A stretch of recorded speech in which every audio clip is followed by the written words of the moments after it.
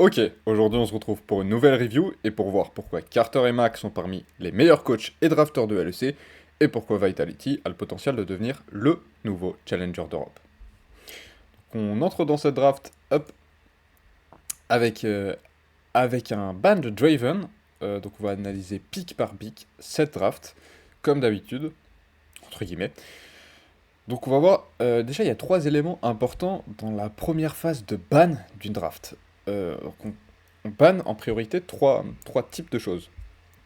Les pics broken, les pics qui sont réellement broken à leur poste et qui sont constituants d'une condition de victoire. Euh, Ensuite, d'abord en priorité, les target ban. Donc quand un joueur est particulièrement à l'aise sur un champion, qu'on dit que c'est un comfort pick, ben on va bannir ces champions pour éviter qu'il ait ces champions de confort.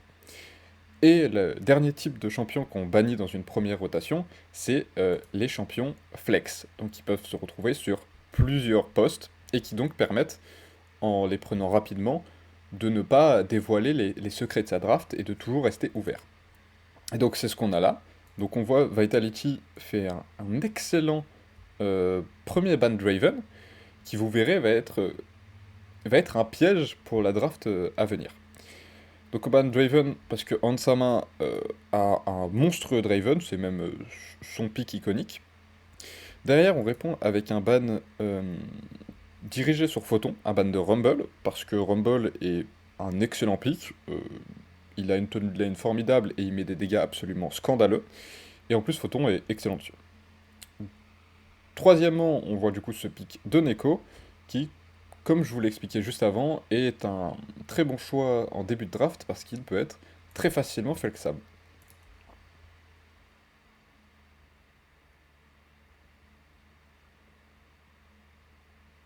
Alors, j'ai déjà vu une fois la game, mais je me souviens de pas tous les picks. Ok, donc derrière, même principe, je vais pas vous le réexpliquer, même principe, on banne la Kali pour VTO, comme pour le Draven de Hansama.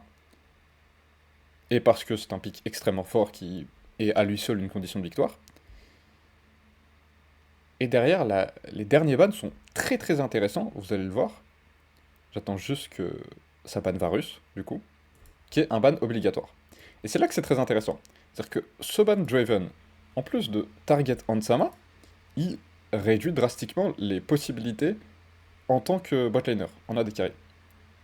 Il nous reste néanmoins les deux picks les plus forts en botlane de la méta, qui sont Kalista et Varus.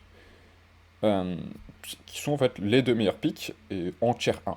Il y a Aphelios aussi qui est très fort, mais que personnellement je mettrais quand même un sacré tier en dessous, enfin un tier en dessous, pour la simple et bonne raison qu'il spike un petit peu plus tard.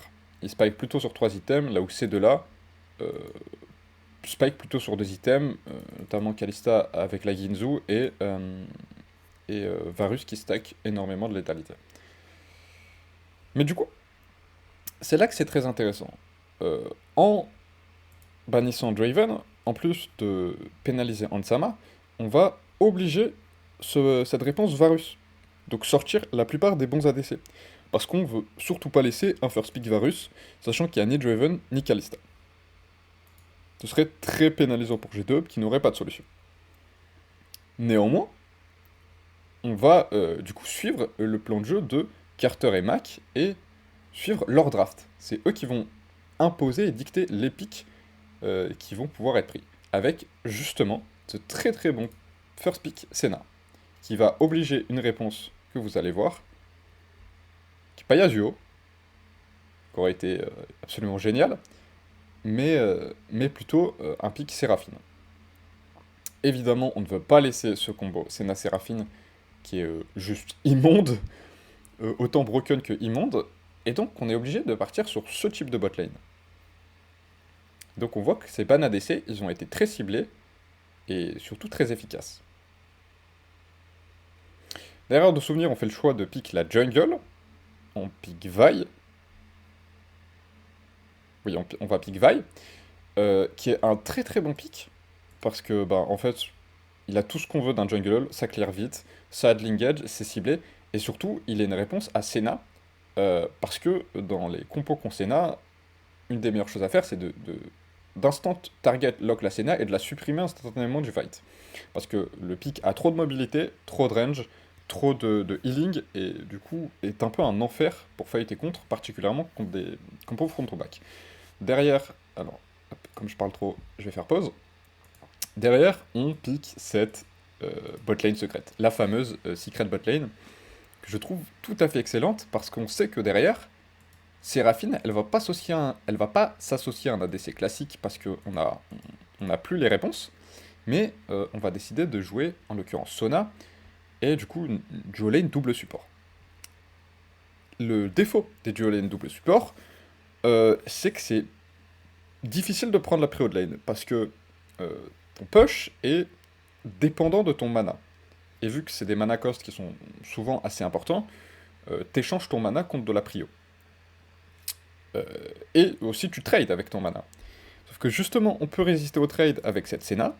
D'ailleurs, Illisang, vous le verrez, va bien en abuser, même aller un peu trop loin parfois. Et en plus, on a cette force de push avec deux AD carry qui push. Cette fois, on se retrouve, c'est assez marrant, avec deux AD carry d'un côté, contre, vous le verrez, deux supports.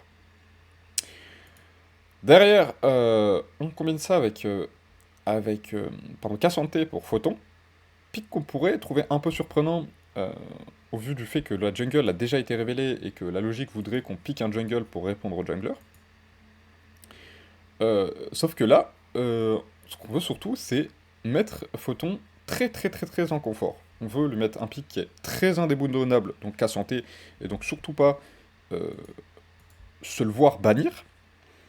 Et surtout, on veut pouvoir bannir les pires pics de Cassante, donc surtout Gwen, etc. Surtout Gwen en vrai qui pourrait vraiment faire balancer, qui pourrait vraiment créer une balance, parce qu'on sait que la duo lane, on l'a, elle est hyper stabilisée. Par contre, ce dont on a peur encore dans cette draft côté Vitality, c'est les side lanes. C'est que les side lanes explosent et qu'on se retrouve avec potentiellement du split push, potentiellement des carries beaucoup trop feed. Donc on veut mettre Photon sur un pic indéboulonnable, qu'il connaît bien, et qui est très fort. Et en plus, on va lui diriger les deux bans.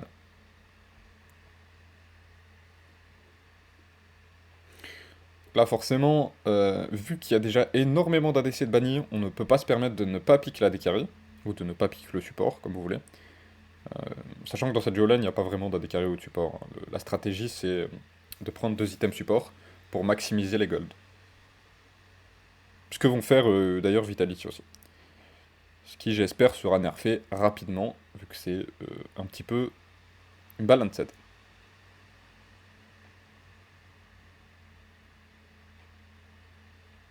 Donc là, derrière, comme je vous l'ai dit, on va chercher à bannir, comme on a fait le choix de prendre top et pas jungle, on va chercher à bannir côté G2 Esport des junglers, pour limiter l'impact que peut avoir Douglas, mais côté Vitality, on a déjà prévu ça. On sait que Douglas, son rôle, il va être très en soutien, et pas en tant que carry. Donc on lui banne des pics confort, qui sont intéressants, qui apportent de l'engage, et qui apportent aussi beaucoup de contrôle.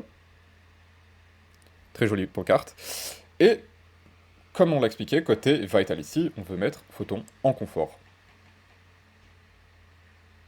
Donc on banne Gwen, et de souvenir, ça banne Olaf aussi. Puis, ban de Olaf que j'avais trouvé un petit peu surprenant. Il me semble que c'est ça, de souvenir. Mais finalement, vu les possibilités qu'il y a au level 1, un pic comme Olaf dans le pur 1v1, et le fait que Yai peut venir très rapidement, je pense que c'est plutôt pertinent en fait. Et ça doit aussi venir en deuxième option de potentiellement Broken Blood qui a dû le jouer en scrim, et des échos de scrim. S'il a été terrifié en scrim avec Olaf, c'est assez pertinent de le ban. Un pic tout aussi pertinent, c'est le pic de Yone, que je trouve être une excellente réponse à Cassante, en phase de lane, mais aussi, il permet une bonne hybridation des dégâts, parce que c'est un des pics particulièrement top lane qui a des meilleures hybridations de dégâts du jeu, c'est-à-dire qu'il met des dégâts AD, AP et brut. Donc c'est très dur de systémiser contre Yone. Et en plus, il apporte un bon follow-up d'engage, et est aussi très bon en side. Et donc on est vraiment dans cette dynamique côté G2 de vouloir faire exploser les sides en laissant en plus à Caps le counter pick. Juste attendre quelques secondes que tous les picks soient pris. Et donc on voit côté Maokai, on veut vraiment un jungle control qui va pouvoir contrôler le terrain en fait. Et ça va être l'objectif de Vitality, on va le voir. Et attends juste une seconde que le dernier pick soit pris.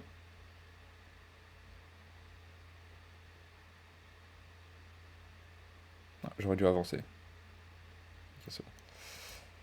Voilà. Donc on va revenir juste sur cette dernière phase de ban. On a Corki. On voit qu'on a hésité avec Orianna.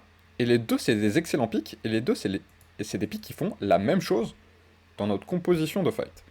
Le principe d'Orianna dans les fights, c'est de mettre son orbe loin d'elle, le maximum, entre sa composition, son équipe, et l'équipe en face. C'est-à-dire qu'elle l'a mis au milieu. Ce qui permet en fait de protéger son équipe et de créer une zone tampon où l'équipe ne peut pas avancer. Parce qu'elle avance sur son orbe et donc risque une shockwave. Donc elle crée à elle seule, avec d'une part son équipe et d'autre part l'orbe, une grande zone tampon où elle va pouvoir contrôler la zone. Et donc les objectifs, et donc les engranger, ce qui va être la stratégie de Vitality. Ça combote aussi très bien avec Maokai qui fait la même chose avec ses Pikmin, mais là on voit qu'on a pris une autre option. On a pris l'option de Karzi, l'option de Corki, pardon, qui a un rôle assez similaire dans l'idée, mais qui le fait différemment. C'est-à-dire qu'on va plutôt essayer d'éloigner les adversaires par le poke, en mettant énormément de poke et avec les Bertha pour éloigner l'équipe adverse ou qu'elle rentre dans le fight avec peu d'HP, ou pas assez d'HP pour fight. Et dans l'idée, on veut même pas qu'ils rentrent dans le fight. Voilà. Et derrière, du coup, la réponse est logique aussi, côté G2 eSport, avec les deux solo lane pick en last, et simplement Tristana qui est une bonne réponse à Corki, et qui est une réponse surtout de lane, parce que Caps veut briser VTO dans le 1v1. Chose qu'il essayera plusieurs fois de faire, à juste titre, mais qui échoueront. Et on va voir pourquoi.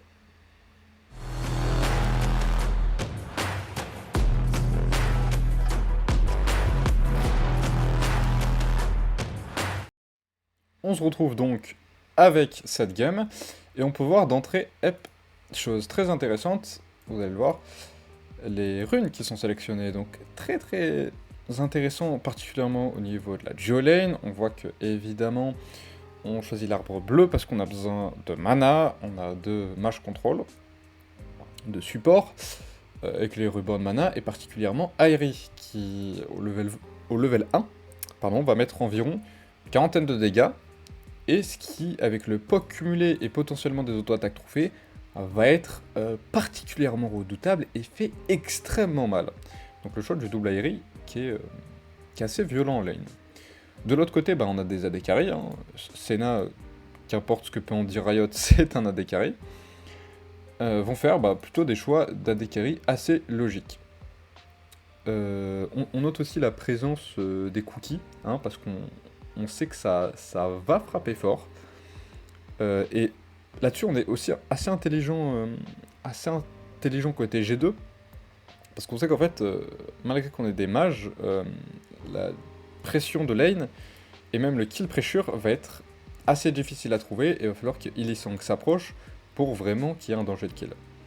De l'autre côté, on a VTO qui est en mode, qui a très très bien compris lui aussi qu'est-ce qu'il doit faire dans cette game, farmer du Bitcoin.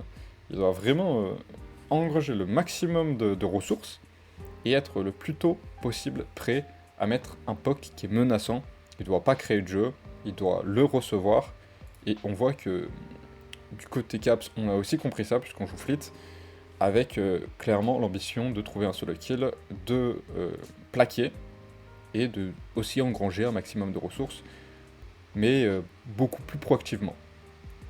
Côté Douglas aussi, pareil que le manteau nuageux et surtout la rune, en fait tout son passe pour du déplacement, on sait qu'on va être mobile sur la carte et surtout être là en soutien. Plus qu'en dégâts, on va tanker, on est un peu avec Cassante, qui est un hybride, la main front lane, mais surtout, on veut recevoir et assister, et comme on l'a vu à la draft, prendre le terrain, et pas aller dive, pas aller chercher des kills, pas aller chercher tout ça.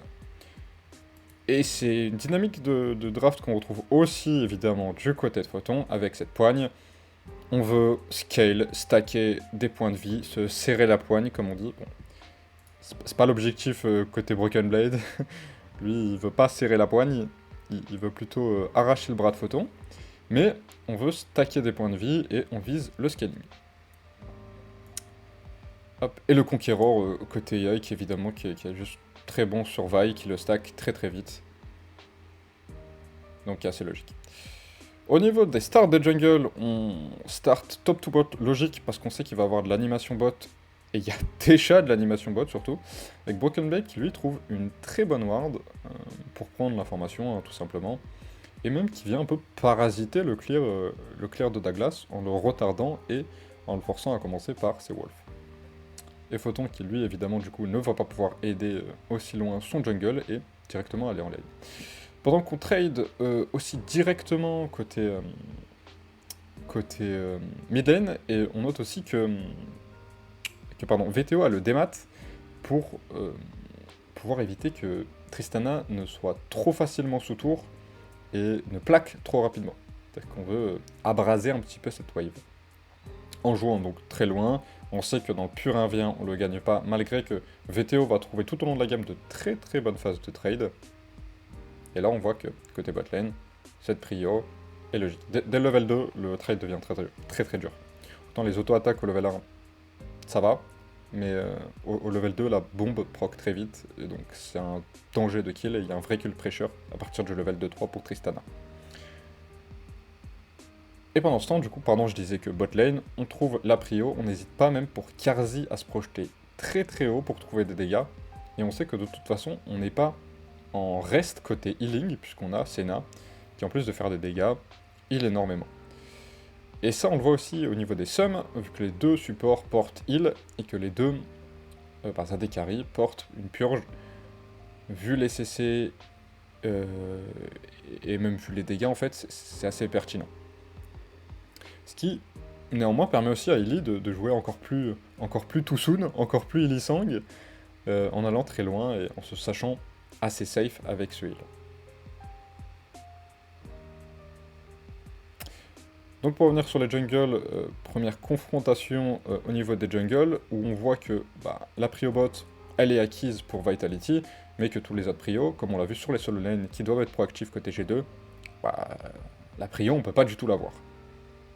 Mais c'est pas grave côté Vitality, on le sait, on est là pour tanker, plier, plier, plier, mais ne pas casser. Et c'est ce qu'ils vont faire. Donc évidemment on va chercher les carapes.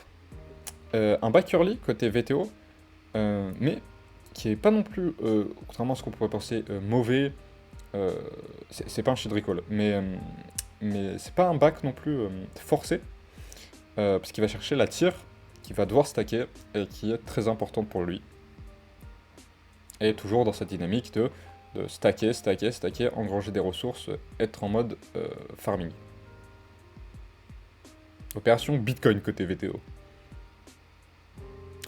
Et aussi botlane, alors ils l'ont pas montré, c'est dommage, mais on va alterner, on va delay les resets, parce que Illy-Sang va cramer du mana pour pousser la wave, pendant que Carzzy lui a fait son reset et va jouer high tempo. C'est pas montré par l'Ops, mais ça montre que vraiment, côté Vitality, tous les joueurs, tous les postes sont conscients de leur job et des conditions de victoire qui ont été draftées et sont déterminés à les respecter et à les appliquer à la lettre. On a une draft, elle est gagnante, on a juste besoin de l'appliquer pour gagner. Donc on suit le plan de jeu. Et donc là, pareil, on voit Carzzy qui revient vite, et qui du coup, j'attire votre attention sur l'XP, qu'on peut déjà voir une différence se créer qui est importante par le passif de Nilah et ce fait de jouer high tempo. On est déjà level 5, alors qu'on est level 4. Ce qui est assez logique. Et c'est un écart de un level et demi, qui va perdurer dans la game, et qui va avoir son importance, et qui montre que la duo lane a bien compris son job. Et cette importance d'avoir la prio, il s'axe aussi autour du fait qu'il nous faut les Drakes. Il faut stacker les Drakes, ça fait partie de notre plan de jeu, et c'est d'ailleurs pour ça qu'on laisse les Krugs, qui est un peu dommage, parce que, encore une fois, on a compris ce qu'il faut faire côté Vitality. On peut laisser les premiers Void Crubs, mais laisser les 6, c'est compliqué, parce que dans une dynamique de G2, d'aller chercher du split, d'aller chercher du danger sur ces solo lanes, leur offrir une trop grosse force de push, et particulièrement sur Tristana et sa bombe, c'est dangereux, et c'est pour ça qu'on ne peut pas leur laisser les 6, ou les 5, pour qu'il y ait le passif. Ce qui va échouer, mais ce qui va pas échouer à cause du plan de jeu et de la façon de l'appliquer, mais justement si plus dans l'exécution que dans le plan de jeu. Ce qui, à mes yeux, est moins grave. C'est plus rassurant de voir des fails dans l'exécution que dans le plan de jeu. Et donc là, on voit déjà un peu les prémices de comment on veut jouer. Et même VTO, qui a une prio à peu près even, c'est-à-dire que la wave est au milieu, se rend disponible pour stacker ces dragons, qui sont une condition de victoire inhérente à notre composition. Donc on voit que vraiment, tout le monde fait l'effort côté Vitality. Là, un trade qui peut passer pour raté, qui peut même passer pour ambitieux, voire un peu fou, mais il l'est pas tellement. Ce qu'il faut comprendre de pourquoi Carzzy claque un ulti et Dashin, bah c'est parce qu'il a l'ulti. Vous vous en souvenez, je vous l'ai dit il y a juste avant, on est level 6, et on peut pas l'être de cette botlane. On est level 5, on a le double ulti, donc on veut utiliser ce summoner, ce spell en plus côté de cette botlane, c'est 2 spells en fait, pour mettre en danger cette duo lane. Ça ne marche pas, encore une fois sur l'exécution on pêche un peu, mais Carzzy c'est safe grâce à l'ulti de Lee Sang, grâce à son heal. De toute façon il a ces 2 spells, même ces 2 sums, même si on préférait qu'il ne les crame pas. Donc avec ces 2 ultis en plus, il sait qu'il est safe, et il sait que surtout, on ne peut pas le chain CSS autour. Même s'ils peuvent lui mettre des dégâts, ces dégâts, il y va les régène. Et surtout, s'il arrive à trouver un vrai chunk, il y peut, avec son ulti aussi, trouver un kill, ce qui débloquerait le compteur, et surtout détruirait cette duo lane, et serait un énorme pas en avant, qui là ne passe pas, mais finalement ne coûte rien. Donc, ce n'est pas grave. Et pour le coup, ça montre aussi la bonne entente entre Carzzy et Lee Sang en termes de jeu. Sur le fait qu'ils sont sur le même playstyle, qu'ils sont sur les mêmes dynamiques. Parce que Carzzy, en jouant très haut, en avançant la ligne de trade, il va permettre aussi à Lee Sang de stacker, vous allez le voir, beaucoup d'âmes. Parce que oui, Lee Sang aussi, lui aussi scale, lui aussi il a une mission, lui aussi il fait partie de cette tâche scaling, lui aussi il est en plan de jeu farming de Bitcoin. Donc j'attire votre attention, même si aussi le cast il a beaucoup fait ça, sur regardez le stuff des duo lane. Il y a effectivement ce double support, enfin ce double item support, qui est extrêmement fort aujourd'hui. Donc là, Yike qui trouve une invade topside, c'est pas anodin, hein, on veut clairement pousser ces duo lane en fait. On veut clairement qu'il y ait de l'animation sur ces duo lane, on veut débloquer le compteur de kill, on veut débloquer cette avance, on veut faire casser ces duo lane. Caps qui n'arrive pas à cracher ses tours, vous voyez, il n'a quasiment pas tapé cette tour. C'est-à-dire que même quand il crache, on voit au niveau du stuff de VTO, il fait tourner son démat, il fait tourner ses spells, il crame du mana, vous voyez qu'il est 1000 mana, pour empêcher Caps de toucher cette tour. Et de l'autre côté, Photon, on a ce Ghost, dans tous les cas, on est safe, on ne donnera pas ce kill à Broken Blade, et l'invade de G2 qui est fini par un simple larcin de Blue Buff. Comme on le verra, lui aussi Douglas va partir sur un stuff low cost, donc un stuff tank, qui coûte moins cher que des stuffs qui font énormément de dégâts, même s'il prend les cendres de Bami pour clear plus facilement, pour être aussi dans cette dynamique d'utilité pour son équipe. Il se sacrifie pour son équipe, il est là pour mettre des Pikmin, contrôler et prendre les objectifs neutres. Objectifs neutres qui vont scrupuleusement être pris par Vitality, et qui vont faire preuve d'un très bon sérieux sur l'application du plan de jeu. Ils vont en être conscients littéralement à tous les temps de jeu, toutes les phases de jeu, et c'est assez impressionnant, honnêtement. Donc ce retard en jungle va pas être si important, même en top lane, parce qu'on est toujours dans cette dynamique de on peut donner de l'avance, on scale, faut juste pas craquer. Donc rester dans un retard acceptable. Et on voit en plus côté de cette duo lane secrète qui repose sur le fait que Nilah, le démon de la joie, offre énormément d'XP avec son passif. Et en plus, Senna scale, alors elle scale avec les levels effectivement, mais elle scale aussi surtout avec les âmes qu'elle récupère. Qui va lui donner la meilleure stat du jeu, qui est de la range, des dégâts, du healing. Elle va littéralement tout cumuler. En plus de rester très safe, on voit que Illy a toujours ses 2 cookies. Et voilà, le petit moment où ça pêche, Douglas est censé récupérer les 2 Void Crabs pour ne pas offrir le passif à G2 et permettre au solo laner de trouver des dégâts sur les tours. Il va échouer à ça, il loupe son Q. Bon, c'est un fail mécanique, c'est pas un fail de plan de jeu, parce que l'idée l'idée elle est bonne. Et là, Yak direct, lui aussi comprend son plan de jeu, il faut plaquer, il faut trouver, il faut permettre à Caps de crash, il faut mettre en danger VTO, il faut lui permettre de reculer, mais Douglas est là pour protéger son mid laner. Et d'ailleurs les Pikmin qui vont beaucoup l'aider sur ça, et qui font déjà un travail important. Bon, néanmoins on voit que là Caps a débloqué ses dégâts sur la tour, que effectivement Tristana ça plaque très très fort. Donc on va faire tourner l'ATP côté VTO, forcer l'ATP de Caps aussi, qui est low.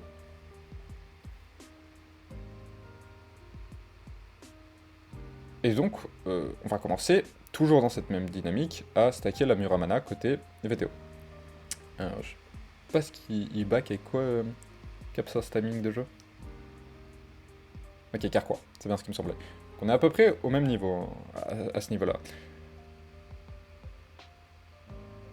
Avec néanmoins, ce qui va créer la différence, c'est cette apparition du Drake, ce Drake qui est spawn, sur le timing package, qui va nous permettre d'engranger notre deuxième Drake. Ok, super. Ce qui me permet aussi d'attirer votre attention sur le sérieux que fait Vitality. Alors on va voir ce Drake.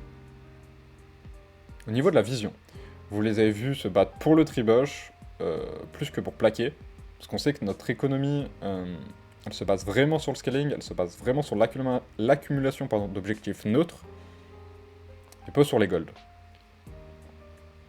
Pour ceux qui ont des stuff chers comme BTO, oui, mais pour les autres, non.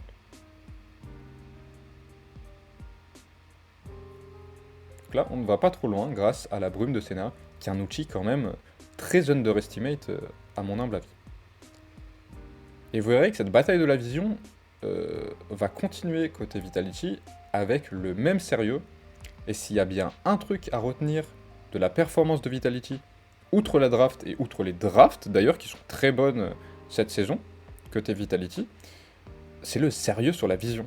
Et ça montre le sérieux macro et le sérieux qu'on a appliqué les plans de jeu.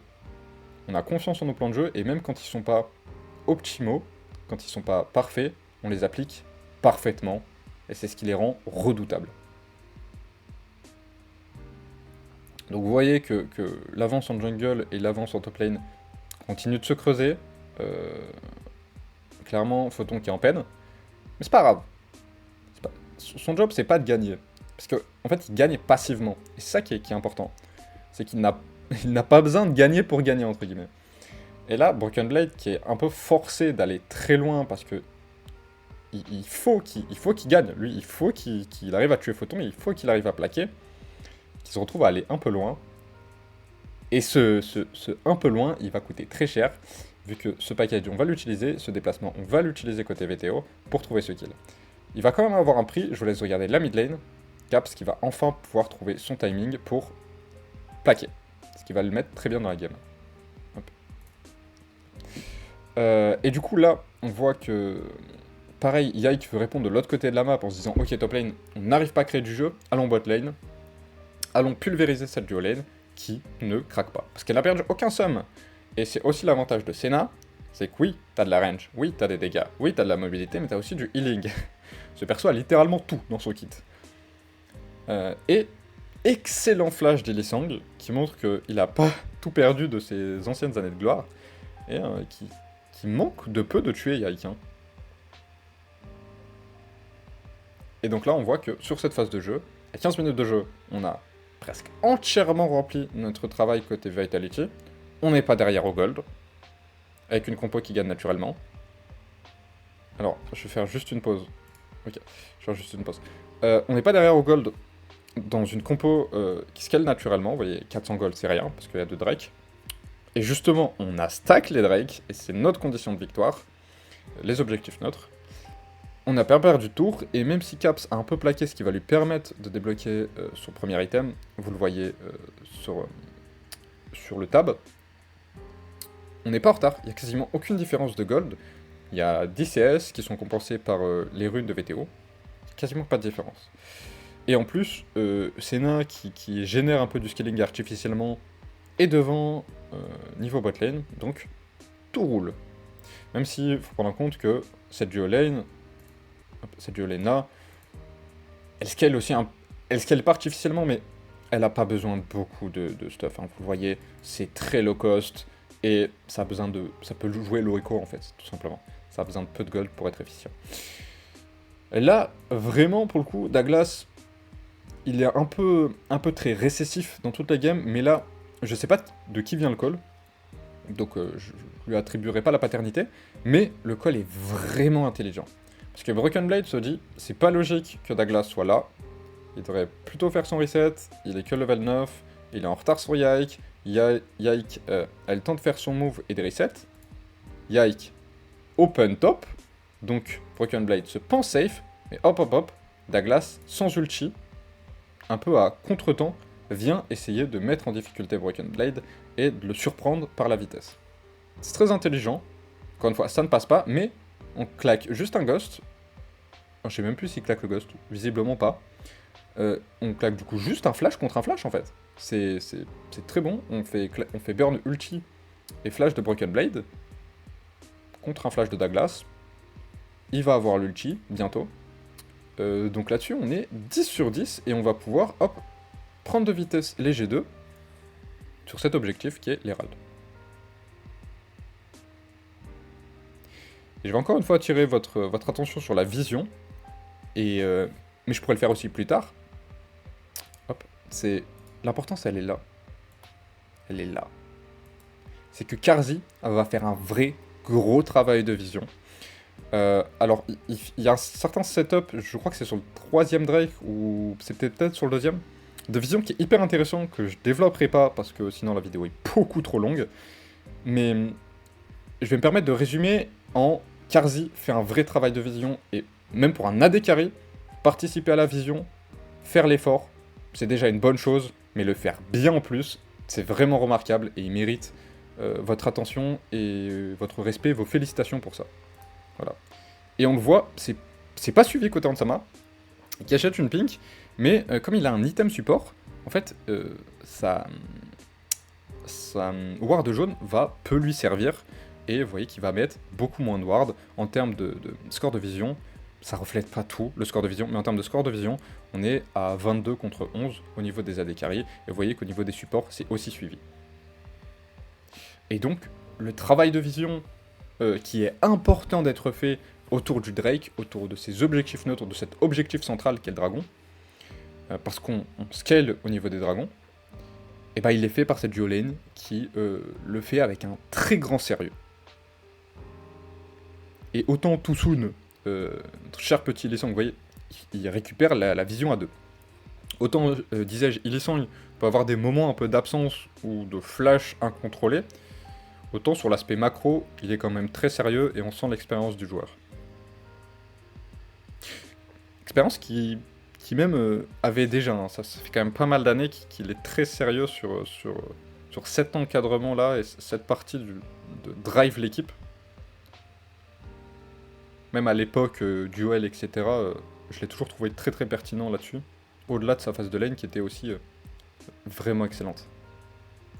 J'attire aussi votre attention sur le fait que Carzzy va attendre son support pour lui donner les âmes.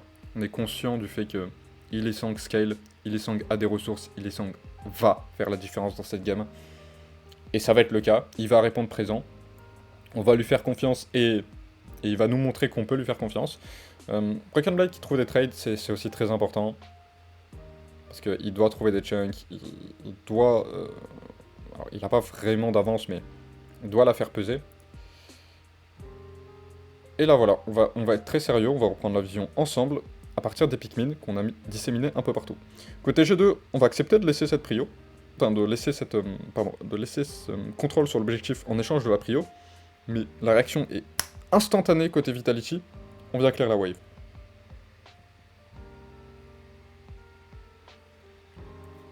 Et hop, plus de wave, la wave arrive dans 10-15 secondes, on a le temps de se réapproprier cette antre du dragon et cette position.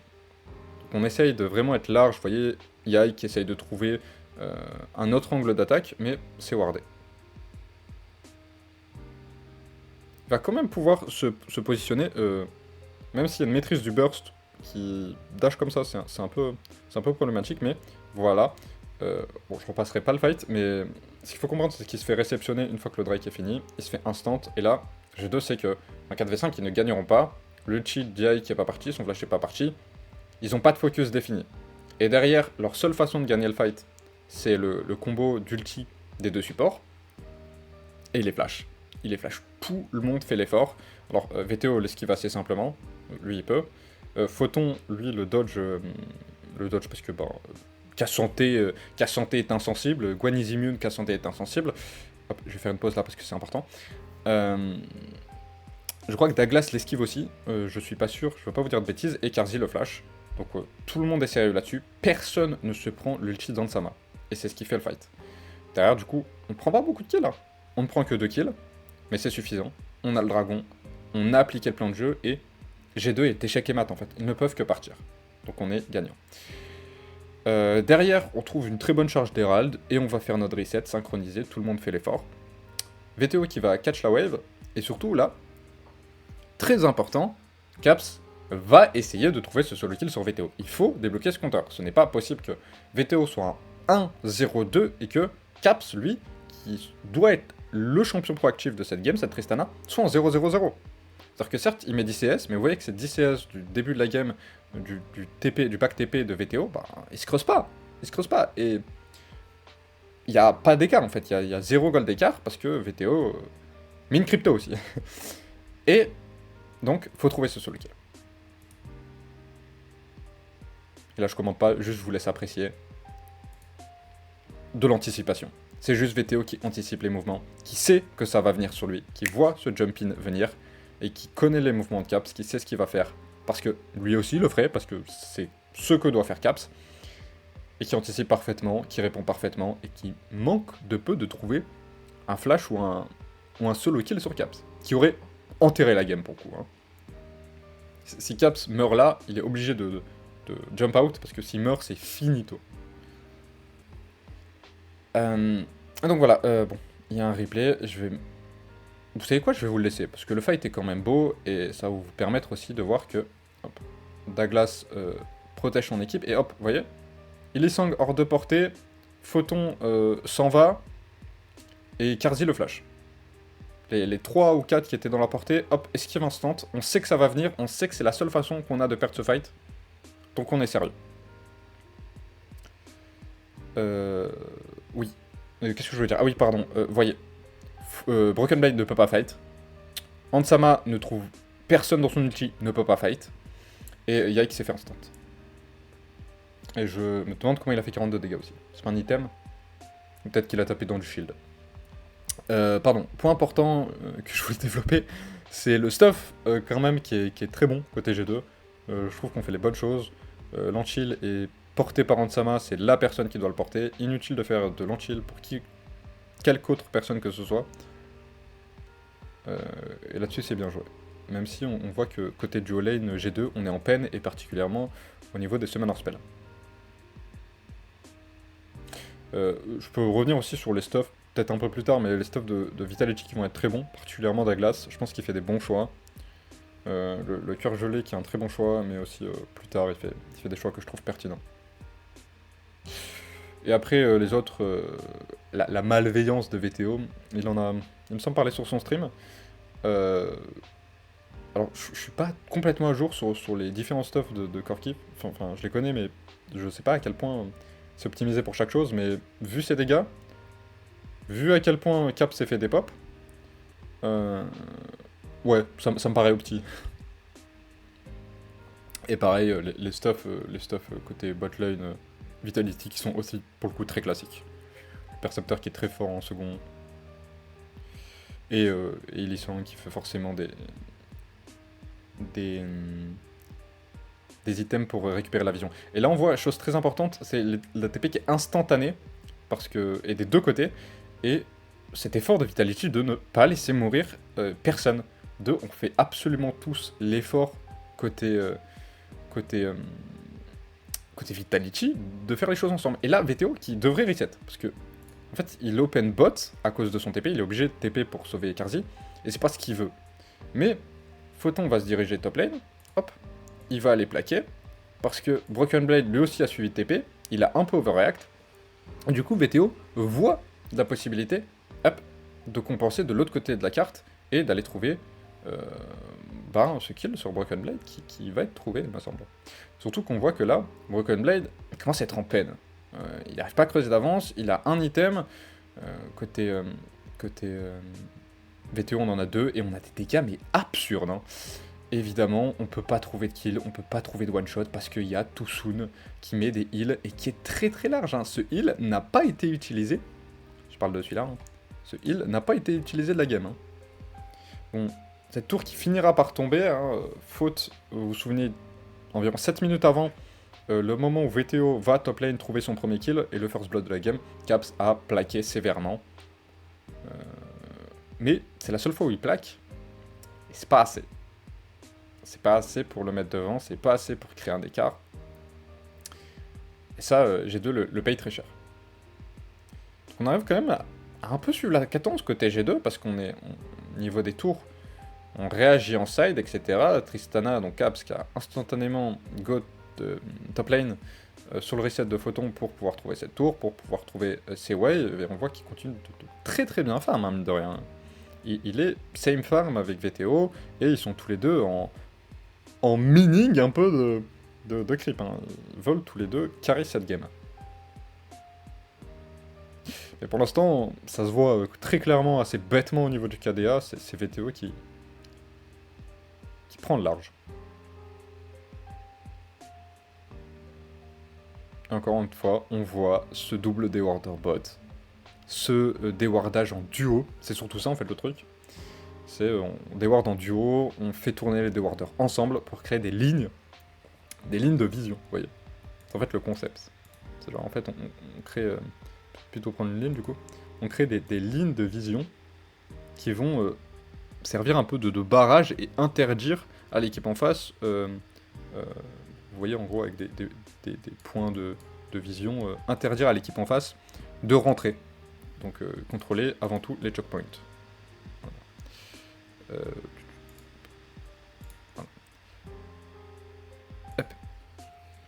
Et donc là, Photon aussi, qui a fait son reset, qui vient et qui écrase un peu l'équipe adverse avec l'objectif de trouver un instant kill sur Yike avec cette avancée sur la vision. Là, on décide de fight, je trouve ça un peu bête, parce que, bah, évidemment, VTO veut utiliser son package offensivement, je pense que c'est pas la bonne méthode.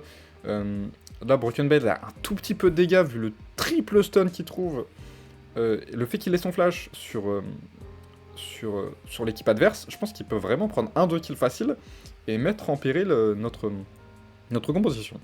D'ailleurs, on se retrouve sur un 3v4, 3v4, oui, d'ailleurs, VTO qui n'a pas utilisé son flash, je pense que c'était vraiment trop offensif, et là-dessus, finalement, le heal Jilisang, qui lui permet de trouver la mobilité, il l'utilisera finalement, et on a ce Drake, on a cette Soul, qui va permettre, là, d'être confiant sur le fait qu'on fight, on est confiant sur les dégâts qu'on a, même si on a plus VTO, on sait que, sur la longueur, on va le gagner ce fight, on se fera pas instant par les dégâts de Caps, et on l'a vu au niveau de Illisang qui solo kill en sa main, il le poursuit et il le tue. Parlons de poursuite et un peu folle, Photon qui fait la même chose avec Mikey X. Et derrière, cette contestation oblige à 2G2, va créer un gros écart gold, c'est bon, la banque est pétée, on a 5k gold de différence, et surtout ce Nashor.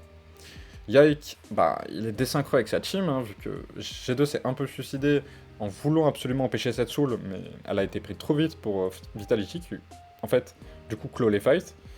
On joue safe, encore une fois, côté Vitality, on joue simplement, on prend l'objectif, et on va tous reset. Alors, tous, non. Mais vous allez voir pourquoi. Ouais, là, le fight est bon, parce que Photon a une bonne position, et là, faut partir. C'est bon, on a le Drake. L'objectif, c'est le Drake, c'est pas le fight. Parce que du coup, ça force un package in de VTO qui se fait permastone. Et là, vous voyez, sur VTO, qui n'a pas eu le temps de flash, pourquoi cette duo lane est forte. Elle est indéboulonnable en lane, c'est indivable, c'est bourbier en plus de gérer l'aggro. C'est trop difficile à kill, et surtout, quand vous allez in, quand vous allez en avant de cette composition, si vous n'avez pas la capacité de résister à un enchaînement de CC presque infini, enfin une phase entière de CC plutôt, bah, vous êtes mort. Et VTO n'avait pas encore la soul, pas encore... même pas sûr qu'il avait les 3 items, il n'avait pas la capacité de résister à cette... à ça, et même pas le temps de flash, c'est pour dire.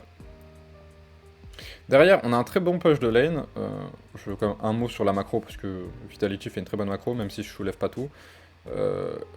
On push en avant, peut-être plutôt prendre... ouais, je prends les lignes en fait. On push en avant, hop, pour fixer en mid lane, on commence toujours par la mid lane parce que la lane est plus courte, pour aller derrière vers les sides.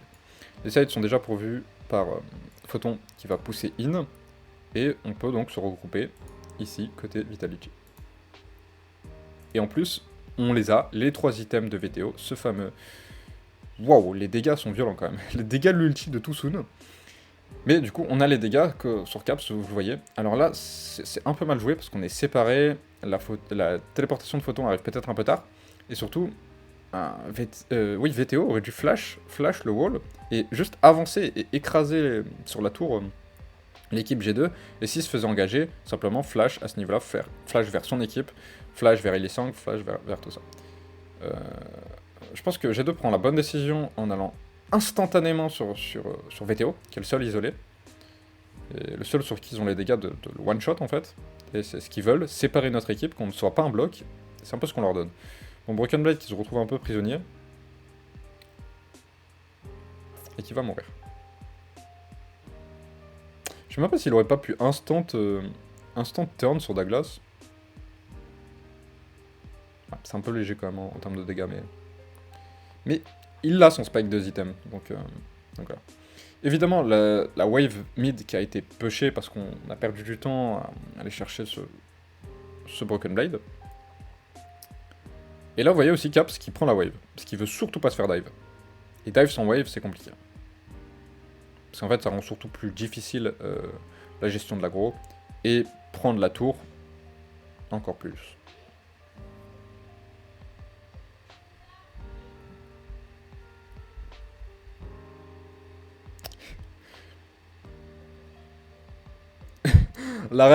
J'ai pas eu la réaction est un peu drôle. Et donc, on peut faire un petit stat check. Hein. Cet écart, il a pas bougé. Ok, je vais prendre les croix. On va prendre les croix. Cet écart, il a pas bougé. Hein. Et même l'écart au gold, bah, c'est inversé du coup, avec les kills qu'a pu prendre Photon. Là, cet écart, il lui met 40 CS. Bon, en termes de CS, il a un peu augmenté, mais... Attends, je vais mieux vous montrer. En termes de CS, il a un peu augmenté, mais ça change rien. Il fait toujours son taf, il est toujours là pour... et du coup, ouais, ça force un peu le cœur gelé et les tabis. Et contre VTO, je pense qu'ils font... Hein. Je pense que c'est vraiment pas assez, mais bon, il le sait. Et surtout, aussi, chose que je voulais vous montrer, ça. Il va vraiment la garder longtemps pour la prendre au moment où lui il va venir. Je crois qu'il la prend 30, 45 secondes avant le spawn de ça. Avant le spawn du Drake. Parce qu'il est conscient de son travail. Douglas est vraiment conscient de son travail. Il ne brille pas. Il n'est pas sous les spotlights. Et pourtant, il fait un travail formidable. Vous voyez que même en termes de level, hein, en termes d'écart gold, 500 gold, c'est insignifiant hein, à 27 minutes de jeu. Et surtout, vu l'écart et vu les golds passifs concrets. Vous voilà, bon, au niveau de la bot lane, c'est pareil, hein, les 3K Gold, ce sont Nila qui scale très très bien, contrairement à ce qu'on pense. Évidemment, il y a le Spike Percepteur à 2 items, mais vraiment, vraiment un champion qui scale très bien. Bon, je vous fais pas l'affront de vous dire que ça scale. Hop, voilà. Et je pourrais même presque arrêter là la review, parce qu'en fait, c'est bon. La checklist, on l'a checké côté Vitality. On a fait ce qu'il fallait, on a tenu, on n'a pas cassé, on a été rigoureux sur les moments où fallait l'être, on n'a pas craqué, et ça se ressent au niveau des kills. Je pense qu'il y a plus de kills que ce qu'il devrait. Je pense qu'on peut enlever en fait 2-3 kills des deux côtés. Mais c'est ça une game en contrôle en fait. C'est ça, définir un plan de jeu à la draft et le respecter à la lettre. Parce que si t'es confiant sur ton plan de jeu, bah, faut l'appliquer à la lettre. Après, il faut avoir le niveau aussi de l'appliquer parfaitement. C'est une certaine rigueur. Et cette rigueur, bah, Vitality, elle l'a. Et c'est ça qui est important. Plus que la victoire, c'est la façon de gagner. C'est la façon de gagner en contrôle.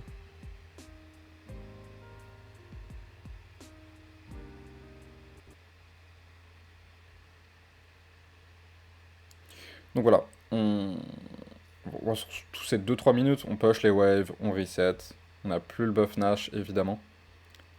Mais on va, vous voyez, faire avancer ces waves progressivement. Petite info aussi, petite chose qui me plaît, Vitality fait de la synchronisation des waves, c'est-à-dire en fait le principe de... Je vais arrêter là. Le principe de synchroniser les waves, c'est de les pousser en même temps pour forcer l'adversaire à se séparer entre 2 lanes ou plus. Ça a l'air simple, sur le concept c'est extrêmement simple, c'est beaucoup plus dur que ce qu'on pense. Parce que ça demande de la compétence, mais aussi s'accorder au niveau de l'équipe. Et Vitality le réussit pas toujours d'ailleurs, mais l'important c'est qu'il soit fait. Voilà. On voit aussi la régène et les heals que fout Senna qui sont mais débiles. Et ça c'est parce qu'il est level 15, parce qu'il a joué en perma avec Karzi qui lui a filé des tonnes d'XP qui l'a nourri à la cuillère, et côté botlane G2, on a ce retard. La duo lane a pris kill, elle a pris ressources, elle a pris XP, elle a pris les wards, et elle a jamais été en danger. Et les 2 seules fois où ils étaient en danger, les 2, même pas erreur, c'est-à-dire le fight et le dive de Yike, ben, mécaniquement, on a été irréprochable. Ce qui pouvait être reproché à cette duo lane, ben, ils ont fait exactement l'inverse cette game, ils ont été irréprochables. Et pas seulement mécaniquement, comme je l'ai dit plus tôt. Donc voilà, on prend cette vision avec les Pikmin, rentrer c'est s'exposer au poke de VTO, c'est s'exposer aux Pikmin, c'est s'exposer même à une Senna, qui a tellement de range actuellement. Toujours la même solution côté G2, on veut mettre une pression sur les waves. Sauf que là, même si on trouve un push mid, même si dans le meilleur des cas on trouverait un inhib, on ne peut pas gagner contre un Elder. Un peu close, mais le contrôle d'ACC sur Yike est très bon. Et c'est ça que je veux voir, c'est ça le principal. Et là, bah, en fait, on ne peut juste plus gagner. Hein. On ne peut juste plus gagner. Parce qu'on a la brûlure qui compense le heal, la brûlure du buff Elder. On a littéralement un ulti Veigar en passif. Et même le bon teamfight de Broken Blade et les bons teamfights qu'il a trouvé ne suffisent juste pas. Et vous voyez, il était midlife, Caps, et bah il est mort. Et donc on a... Là, on peut dire qu'on a finalement checklist, et on va gagner la game dans la foulée, finalement, tout checklist, ce souhait de prendre les objectifs neutres, cet objectif de prendre les objectifs neutres, c'est un peu bizarre dit comme ça. Au niveau des dragons, d'être hyper rigoureux. Pourquoi les dragons? Parce qu'on peut contrôler le pit, on peut contrôler avec les bush, avec ses Pikmin, avec le poke de VTO, avec cet unstoppable de photon, avec cette brume de Illisang, et tous ces dégâts, et surtout ne pas prendre des fights qu'on ne veut pas prendre, et c'est ce qu'on a fait côté Vitality, presque sans exception. Et maintenant, on a l'avance au gold, on a les dragons, on a cette ulti Veigar, on a cette brûlure, et on a trouvé cet avantage numérique, on a tout fait. On a plié sur les solo lanes, mais on n'a jamais cassé, on s'est relevé, et on a respecté exactement le plan de jeu comme il fallait. Et c'est la meilleure façon de gagner à mes yeux, parce que gagner sur un trap dans un bush, gagner parce que l'équipe en face fait une erreur mécanique, bon, bah t'as été meilleur de facto, t'as gagné de facto, mais là, c'est une très belle victoire parce que G2 n'a pas mal joué. Et c'est ça qui est important, c'est que G2 a appliqué son plan de jeu, mais comme ils n'étaient pas décisionnaires au niveau de la draft, comme ils n'étaient pas enfin, ils étaient proactifs et ils devaient être proactifs, mais c'était pas eux qui devaient faire l'erreur pour gagner. Si Vitality ne fait pas d'erreur, G2 ne peut mathématiquement pas gagner. Et c'est ça qui est important. Là où si G2 ne fait pas d'erreur, si Vita n'en fait pas, ils perdent quand même, ils perdent naturellement. Et c'est ça qui est important. G2 ne fait pas une mauvaise game, et c'est ça qui est important. Alors, j'ai plus été à review côté Vitality, et j'ai occulté volontairement certaines choses côté G2, mais vraiment, G2 ne fait pas une mauvaise game. Certes, ils peuvent être meilleurs sur certains aspects, mais que ce soit mécaniquement ou en termes macro, en termes de plan de jeu, mais ils ne font pas une mauvaise game. C'est Vitality qui fait une game exceptionnelle.